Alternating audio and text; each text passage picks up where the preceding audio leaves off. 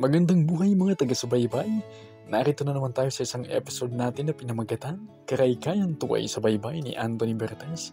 Kasama po natin si Mrs. Nelia Gutis at si Mary Jane Galvan. So umagang-umaga pa nga ay tinahak na namin ng lugar na kung saan dun magsisimulang magkaykay itong dalawa kong kasama. Ito yung ginagawa nila kapag low tide dito sa Barangay Utabi, Ibulan, Sorsogon.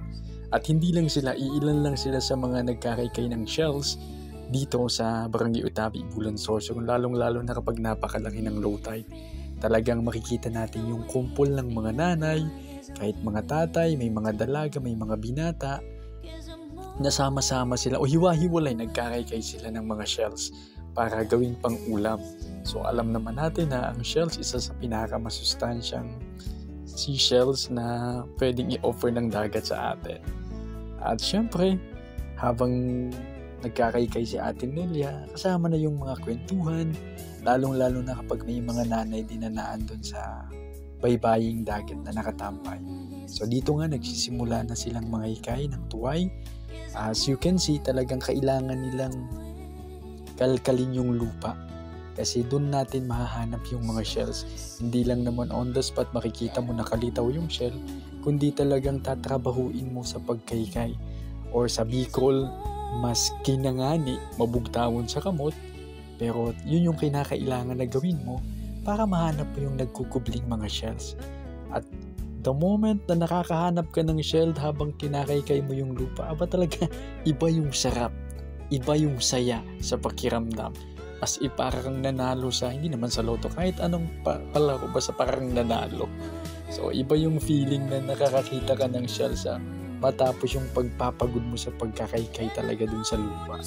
So kahit isang piraso lang yan o dalawang piraso, talagang tinatyaga nila na kaykayin yung lupa para mahanap yung mga nagkukubling shells ng dagat na ito. So ayan, as you can see guys, ito yung mga shell na nakikita nila at nakukuha. Nakikita nyo naman on screen. Minsan may mga malalaki pa nito. Yun nga lang, yung mga malalaking yun yung mga masyadong maiilap sa kanila. Kaya kadalasan mga small and medium sizes lang yung nakikita natin on screen na nakuha nila. Meron ding may mga tahong-tahong. So ayan, ito na yung mga nakukuha nila paunti-unti. Nakakaipon na din kahit papano. Nung pumunta kami dito sa Dalampasigan, hindi pa ganun ka low tide. Inaantay pa namin actually na talaga namang lumaki pa yung low tide sa bandang pwesto nila ngayon kung nasaan sila.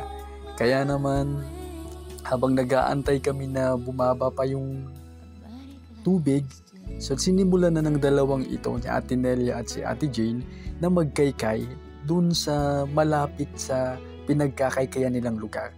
Kasi meron na silang mga target places dito kung saan sila banda magkakaykay o saan sila pipwesto. So yun, dun sila nagsisimulang kalkalin yung lupa at ito yung mga nakikita nila o nakukuha nila. Actually, kailangan nilang lumipat ng mga pwesto para naman hanapin pa yung ibang mga shells na possible na nagkukubli sa lugar na yon. So ito nga, habang tapos na sila dun sa kabilang dako, pupunta sila sa unang bahagi na kung saan nag-low tide na banda. So kaya naman papunta sila at patungo sila doon. So yun, sinusundan natin.